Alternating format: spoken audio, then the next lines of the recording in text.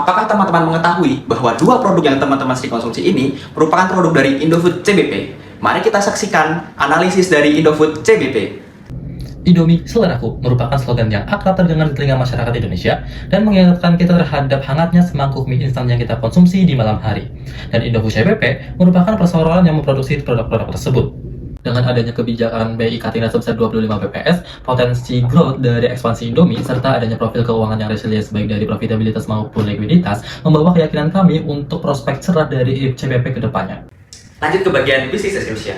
ICBP sendiri dinahkodai oleh Antoni Salim dan juga dimiliki oleh 19,47% saham kepemilikan publik. Selain itu juga ICBP terdiri dari 6 segmen bisnis yang memiliki 60 pabrik di Indonesia dan juga memiliki 20 fasilitas produksi di luar negeri seperti Malaysia, Timur Tengah, dan juga Eropa Tenggara. ICBP sendiri menempatkan sebagai salah satu produsen mie instan terbesar di dunia.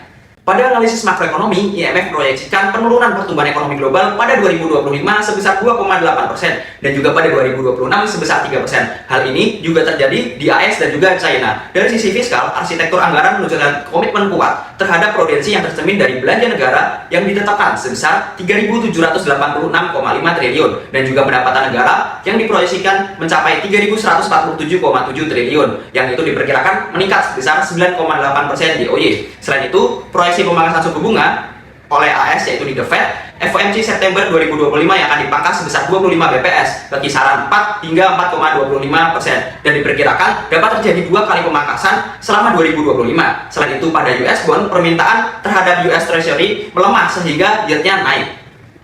Di sisi lain, harga emas juga ikut meningkat akibat memanasnya kondisi geopolitik global dan juga ekonomi menyebabkan terjadinya outflow yang cukup masif terhadap USD sehingga menyebabkan harga emas ikut naik. Di sisi lain, ekonomi Indonesia tumbuh 4,87% year on year pada Q1 2025. Inflasi dapat tercatat sebesar 1,6% pada bulan Mei 2025 sehingga BI memangkas suku bunga acuan kembali sebesar 25 bps menjadi 5,5%. Pada RDG BI Mei 2025 lalu memprediksikan penguatan rupiah terhadap dolar ke level 16.450. Meskipun harga gandum global telah mengalami penurunan sebesar 13,5% dalam 1 tahun terakhir, permintaan global tetaplah stabil. Surplus pasokan ini menciptakan tekanan kuat pada harga yang pada gilirannya berpengaruh langsung terhadap biaya bahan baku bagi institusi pakan global. Selain itu juga di alokasi GDP 2026 mengalokasikan makanan bergizi gratis atau EBG sebagai salah satu aspek utama dengan budget 335 triliun rupiah dengan target 82,9 juta penerima manfaat. Pada sisi industri, Indonesia menempatkan posisi kedua sebagai pengonsumsi mie instan terbesar di dunia setelah China menurut data tahun 2024, yaitu sebesar 14,68 miliar porsi. ICBP sendiri memiliki keuntungan dikarenakan merupakan leader market dengan menguasai sebesar 78% market penjualan mie instan domestik. Pada aspek susu, produksi domestik juga terus meningkat dari tahun 2021. Didukung juga proyeksi konsumsi susu per kapita dan juga meningkat dibarengi juga target dari pemerintah pengentasan stunting yang membuat ICBP mendapatkan golden opportunity. Pada bagian competitive positioning, produk Indomie tetap lekat nomor 1 di hati bagi masyarakat Indonesia, bahkan sudah terkenal di luar negeri, yaitu di 100 negara yang tersebar di seluruh dunia melalui Panhil Company Limited yang juga telah diakuisisi sejak tahun 2020. Keunggulan lainnya adalah ICBP telah meraih Top Brand Awards dan juga telah memproduksi sekitar 37 miliar produk Indomie instan dan juga telah memproduksi sekitar 900.000 ton susu dan juga akan terus berkembang, yang dimana seiring dengan pertumbuhan penduduk yang ada di Indonesia. Pada bagian high factor analysis, kita bisa melihat dari trade of new entrants, kita bisa memberikan skor 2/5 dikarenakan industri FMCG di Indonesia memiliki hambatan masuk yang sangatlah besar. Pada bagian bargaining power of buyer, kita bisa melihat bahwa skornya 3/5 dikarenakan pembeli memiliki alternatif lain. Selain itu juga pada bagian bargaining power of supplier, kita bisa melihat bahwa supplier dari Indomie memiliki supplier yang sangatlah banyak dan juga harganya sangat volatile. Pada bagian trade of new substitute product, kita bisa memberikan skor 4/5 dikarenakan Indomie berbeda dengan produksi makanan lainnya seperti nasi, roti, ataupun sagu. Pada bagian referee among existing competitor, kita bisa memberikan skor 5/5 dikarenakan industri FMCG di Indonesia memiliki tahap mature yang juga dimana memiliki persaingan yang sangatlah berat. Pada bagian SWOT analisis, aspek strength pada ICBP memiliki kekuatan yaitu finansial dan juga diversifikasi bisnis yang unggul serta produksi dari hulu ke hilir. Pada aspek weakness di ICBP masih bergantung pada pasokan gandum global yang memiliki harga sangat fluktuatif dan juga volatile. Pada aspek opportunity sendiri, ICBP telah mendominasi produk yang ada di Indonesia dan juga dapat mengikuti dari perkembangan yang ada di Indonesia. Selain itu juga pada aspek trade, ICBP memiliki pesaing yang juga sudah mature di dalam industrinya dan juga memiliki volatilitas harga bahan baku yang dimana gandum sangat berpengaruh terhadap profit dari ICBP itu sendiri. Lanjut ke bagian ESG, kami memberikan nilai SASB Assessment sebesar 7,25 rata-rata pada 5 aspek. Selain itu juga, pada aspek lingkungan, ICBP telah menerapkan keberlanjutan dengan penurunan intensitas air sebesar 12% dan juga penurunan emisi gas rumah kaca 1 dan 2 sebesar 17,4% dan juga intensitas energi sebesar 10,2% serta mengelola 100% limbah tidak berbahaya serta menanam 226.000 pohon. Pada aspek keberlanjutan sosial, ICBP memberikan layanan edukasi gratis kepada anak usia 6 hingga 24 bulan dan juga ibu menyusui dan juga ibu hamil. Selain itu juga ICBP telah menjalin kerjasama dengan Warmindo sebagai segmen bisnis dan juga berkolaborasi dengan para petani dan juga peternak dalam hal pemasok. Selain itu juga produk dari ICBP 100% halal. Pada aspek tata kelola, ICBP telah menerapkan K3 dan juga membuahkan hasil yaitu Zero Accident. ICBP juga telah menerapkan GCG atau Good Corporate Governance. Akuisisi terhadap Intel Company pada tahun 2020 membawa dampak signifikan terhadap perseroan, terutama pada bagian penjualan, dengan adanya 12 fasilitas produksi dari 8 negara, serta akses distribusi ke 33 negara dengan kurang lebih 550 juta penduduk. Hal tersebut sukses membawa ICBP untuk membukukan revenue sebesar 72,6 triliun, atau bertumbuh sebesar 7% pada tahun 2024. Selain itu, ICBP mengalami pertumbuhan historis dengan rata-rata pertumbuhan sebesar 11,6% dalam 5 tahun terakhir. Pendapatan yang cemerlang diikuti oleh kontribusi dari seluruh lini segmen yang ada di ICBP. Mie instan merupakan penyumbang terbesar dari perseroan dengan kontribusi sebesar 74,2% dengan pertumbuhan sebesar 6,9% pada tahun 2024. Dari sini juga kita bisa lihat bahwa kekuatan diversifikasi dari ICBP ini cukup besar dengan dairy yang tumbuh sebesar 5,6% dengan kontribusi 13,3%. Snack food dengan kontribusi sebesar 6,2% tumbuh sebesar 6,9%. Food seasoning dan juga nutrition food mengalami pertumbuhan yang paling tinggi yaitu sebesar 2 digit masing-masing sebesar 17,1% dan juga 11,4% dengan kontribusi masing-masing sebesar 5,9% dan juga 1,9%. Segmen beverage ikut melengkapi portofolio dengan kontribusi sebesar 2,3% dan juga pertumbuhan sebesar 4,1%. Mie instan menjadi kontributor utama terhadap revenue dari perseroan dengan kontribusi sebesar 74,2% dari total revenue. Dengan bintang andalannya yaitu Indomie yang telah diekspor terhadap berbagai negara, yaitu Nigeria, Turki, dan juga Timur Tengah. Akuisisi terhadap Intel Company menguatkan prospek terhadap segmen ini di masa depan. Seiring pertumbuhan dari revenue perseroan, HPP juga turut mengalami kenaikan, apalagi dengan bahan baku utama gandum yang terus bervolatil sebagai bahan baku utama dari mie instan. Meskipun HPP cukup naik tinggi pada tahun 2024 sebesar 6,83%, GPM berhasil dipertahankan bahkan naik tipis menjadi 37,04%. EBITDA margin juga naik menjadi sebesar 24,9%. Namun, NPM mengalami penurunan tipis akibat adanya tekanan pada beban finansial. ROA dan juga ROE juga terus mengalami penurunan menjadi 6,99% dan juga 13,15%. Jika dilihat dari sisi segmen, hampir semua lini segmen mengalami kenaikan pada EBIT margin. Dengan segmen mie instan masih menjadi segmen yang paling efisien dan juga menghasilkan profitabilitas yang paling tinggi bagi perseroan. Meskipun pada kuartal 2 tahun ini, EBIT mengalami penurunan tipis akibat adanya tekanan pada bahan baku, tetapi NPM mengalami kenaikan seiring berkurangnya pada rugi kas. Profil likuiditas dari perseroan turut mengalami pertumbuhan setelah adanya penurunan pada tahun 2020 pasca akuisisi terhadap Intel Company. Baik rasio cash dan juga rasio current mengalami pertumbuhan sebesar double digit pada tahun 2024. Kemudian ada juga rasio DAR dan juga DER yang mengalami penurunan yang menandakan bahwa manajemen terhadap leverage perusahaan yang semakin baik. Untuk memperhitungkan keyakinan kami juga menggunakan analisis terhadap Alban Sikor untuk menghitung tingkat resiko financial distress dari perusahaan. Pada tahun 2024, hasilnya ICBP telah keluar dari zona gray zone dan berada di safe zone untuk financial distress. Dalam melakukan valuasi terhadap harga saham ICBP, kami juga turut melakukan forecasting terhadap laporan keuangan perseroan.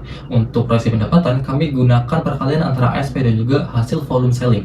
Untuk proyeksi ASP sendiri, kami estimasikan akan bertumbuh dengan seiring strategi manajemen dan juga kenaikan dari tingkat inflasi. Kemudian untuk volume selling sendiri, kami estimasikan akan terus bertumbuh seiring dengan adanya kenaikan dari demand dan juga ekspansi kepada global. Untuk proyeksi cost sendiri, kami memisahkan cost untuk segmen mie instan yaitu dengan bobot 70% yang kami asumsikan merupakan kontribusi mie instan terhadap revenue dari ICBP itu sendiri. Nah, kemudian kami kalikan dengan beta yang merupakan hasil regresi antara bed price index dan juga kenaikan dari HPP. Kemudian sisanya kami asumsikan dengan common size sebesar 30% sebagai asumsi untuk cost yang berasal dari segmen lainnya. Kami menggunakan metode DCF untuk menghitung nilai intrinsik dari perseroan. Growth assumption kami dapatkan lewat probability growth method dengan 3 parameter utama, yaitu GDP growth, target inflation, dan juga population growth. Dan kami mendapatkan angka di angka 2,61%. Kemudian untuk tingkat diskontonya sendiri, kami dapatkan menjadi 7,2% menggunakan metode WACC setelah menggunakan rata-rata timbang dari cost of debt dan juga cost of equity. Kami mendapatkan target price sebesar 11.697 atau sebesar 20,27% upside potensial. Kami juga menggunakan relative valuation untuk memperhitungkan bagaimana perspektif pasar terhadap ICBP itu sendiri dengan berbagai peers, yakni ada Mayora, Spin, lalu ada Java, ada STP, dan juga INDF sebagai pembanding dari perseroan. Kami menggunakan pendekatan EV/EBITDA untuk mendapatkan target price sebesar 12.709 atau sebesar 30,68% upside potensial. Kami juga turut memperhitungkan analisis skenario apabila terjadi berbagai kondisi yang mengakibatkan bergesernya asumsi dasar kami. Dan dari ketiga skenario yang sudah kami buat, target plus masih mendapatkan rekomendasi buy meskipun dengan upside yang berbeda-beda. Untuk mendukung hasil analisis kami juga turut memperhitungkan analisis sensitivitas dan juga Monte Carlo. Untuk analisis sensitivitas sendiri, kami menggunakan perubahan terhadap berbagai tingkat diskonto dan juga pertumbuhan yang ada. Kami mendapatkan 56,79% merupakan rekomendasi buy untuk perseroan. Kemudian dari Monte Carlo sendiri, dengan adanya 10.000 iterasi kemungkinan yang ada, hasilnya merupakan 71,1% buy yang makin memperkuat keputusan kami. Dalam bisnis investment risk, kita bisa melihat dari 6 aspek risiko yang ada di ICBP. Yang pertama adalah raw material price, dan juga dengan mitigasi, yaitu terus memperkuat rantai pasok. Pada yang kedua adalah export market inflation, yang juga dengan memiliki mitigasi menyelesaikan portofolio dan juga strategi harga dengan daya beli konsumen. Yang ketiga yaitu di exchange rates dan juga foreign currency debt, yang juga memiliki mitigasi melakukan hedging. Pada yang keempat yaitu operasional risiko, yaitu food safety, distribution, and quality, dengan mitigasi menerapkan pengawasan ketat sesuai dengan ISO. Yang juga kelima adalah changing customer preference, dan juga memiliki mitigasi yaitu ICBP menggerakkan program CSR dan juga GCG. Selain itu juga di aspek keenam yaitu memiliki mitigasi dengan takas dan pengambilan keputusan pada low risk yang juga undercut in international trade law and policy. Perhitungan risiko juga kami hitung dalam metode stress test simple, yang kami hitung dari current price dan juga target price, dan juga digabungkan dengan rantan 52 weekly. Pada bagian market risk pertama, terkait kenaikan harga kualitas harga bahan baku menyebabkan rekomendasi berubah menjadi hold, dan juga kita bisa melihat kenaikannya hanya 10,52% pada harga IDR sekitar 10.750. Hal ini juga berlaku di stress test lainnya yang juga dapat merubah rekomendasi menjadi hold. Pada bagian technical analysis menggunakan weekly frame, terlihat jelas bahwa dalam jangka panjang pergerakan harga saham ICBP masih berada dalam fase uptrend, yang dimana sempat menyentuh di area support di area 6.700 hingga 7.000 pada Q1 2022. Meskipun demikian, MACD menunjukkan posisi bullish dalam jangka panjang, yang juga dimana ada indikasi potensi koreksi dalam jangka pendek. Histogram MACD sendiri yang masih berada di area positif menunjukkan prospek yang juga itu uptrend.